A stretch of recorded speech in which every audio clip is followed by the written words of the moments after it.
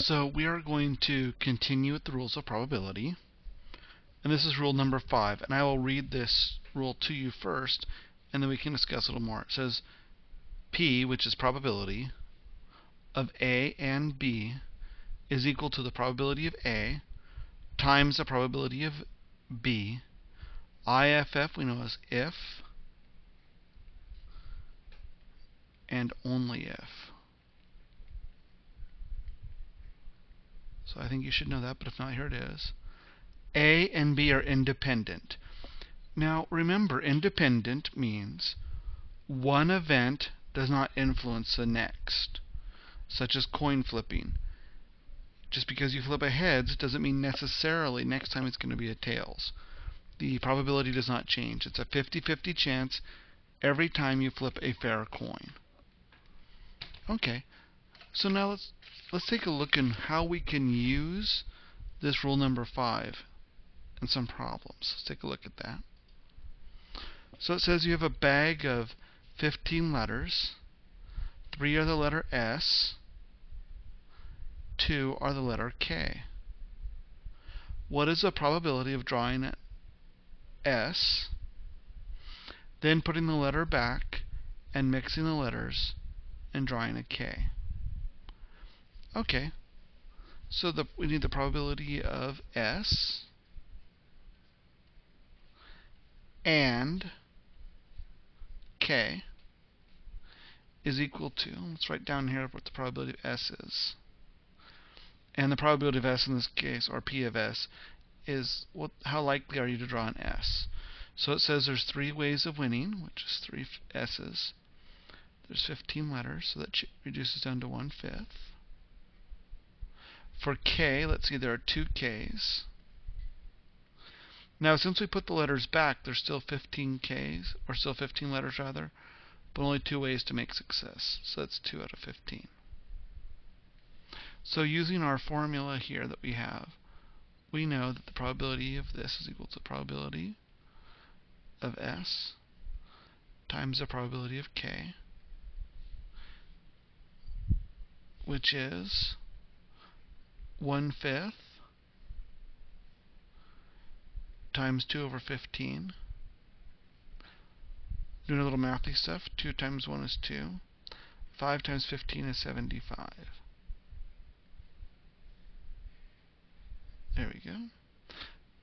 So the probability of drawing an S first, putting it back, and then drawing a K is equal to 2 out of 75. Okay. Let's look at another couple examples here. Here are 3 more problems. I'll pause for a second so you can write the problem down, and then I'll read it to you.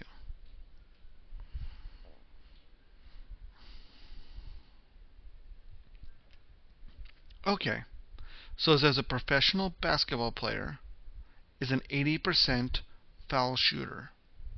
He is fouled at the final buzzer and goes on to the foul line for 2 shots. His team is trailing by 1 point. What is the probability that he will win in regulation time? So that means he has to make both shots. So let me change this back to blue for you.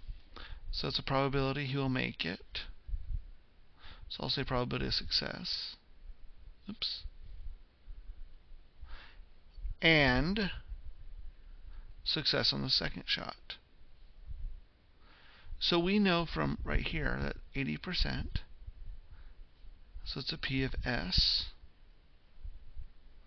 times a P of S.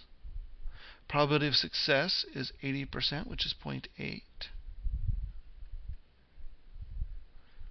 So it gives me 0.64.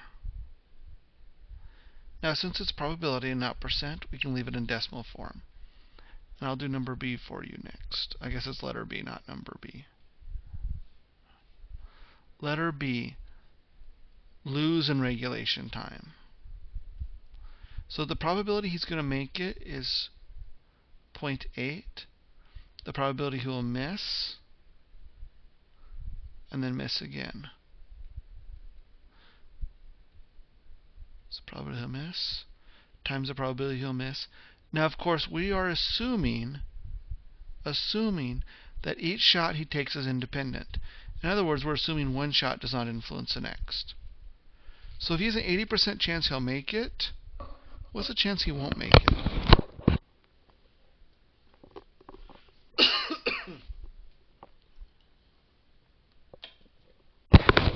So I say that 20% of the time, or 0.2, he will miss.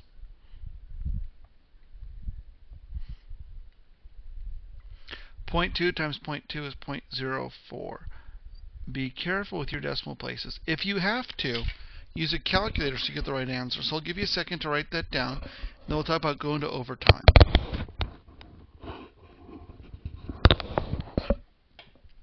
So for part C, there's two different ways of looking at it.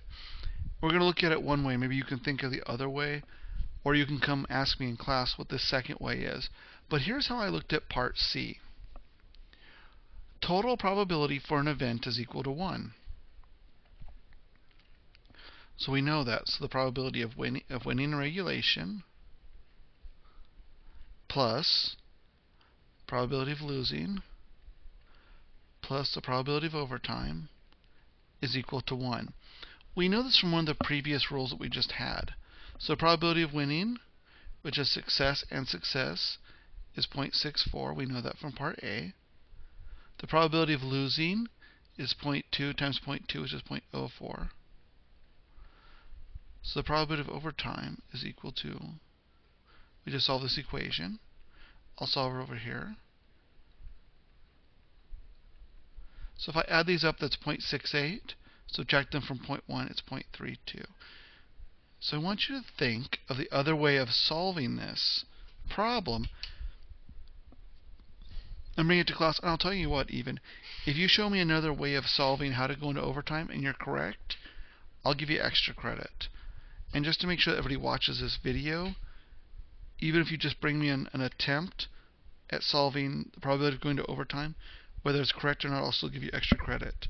Now, obviously, you'll get more extra credit if you solve the problem correctly. So this is what I have for this section. And we'll go over some more problems in class.